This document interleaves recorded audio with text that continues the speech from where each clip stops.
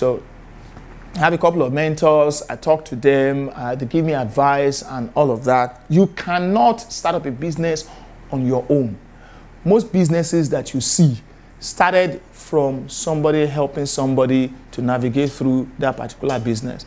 Okay, if you are a lone ranger, it doesn't work for you. So notice what I said. I said you must have a skill that you are willing to monetize. You are willing to also build on that particular skill. You are willing to get mentors, people who are going to help stretch, that particular, skill that you have.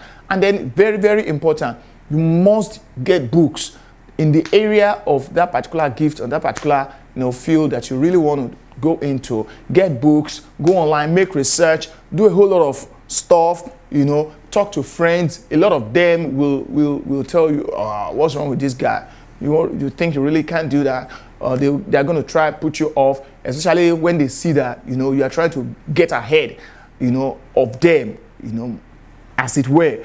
People don't like other people getting ahead of them, and they can get jealous. I'm not saying that your friends are jealous, but the fact is that you need to be careful who you talk to about whatever gift or whatever business plan that you have and all of that. I'm talking about business plan. If you now see that you have the skill, you have stretched your skill, you have been able to, to design, how that your particular gift, how it works out, how it pans out for you, then you cannot decide to say, okay, who are the people that will buy my gift? Okay, let's say, for instance, I have this guy, in my church who happens to, one of those guys who always tell you, bros, give me this amount, bros, I need this money, oh, bros, I need that money. Then one day I called him, I looked at, the first thing I did, to be able to help him was to navigate and say, okay, what can this guy really offer? Because if I'm going to help somebody, I must be able to help you based on what you know how to do.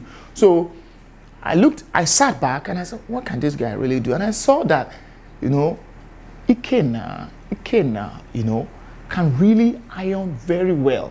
Ikenna can iron like mad, and can do laundry. So I called Ikenna one day and said, well, I can continue to give you, money, but I may not be able to give you the kind of money that you really need. If you are going to get the kind of money that you really need, you need to monetize your gift. You have a gift for ironing. That is not to be disrespectful to you, but I think you should monetize your gift of, ironing other people's clothes.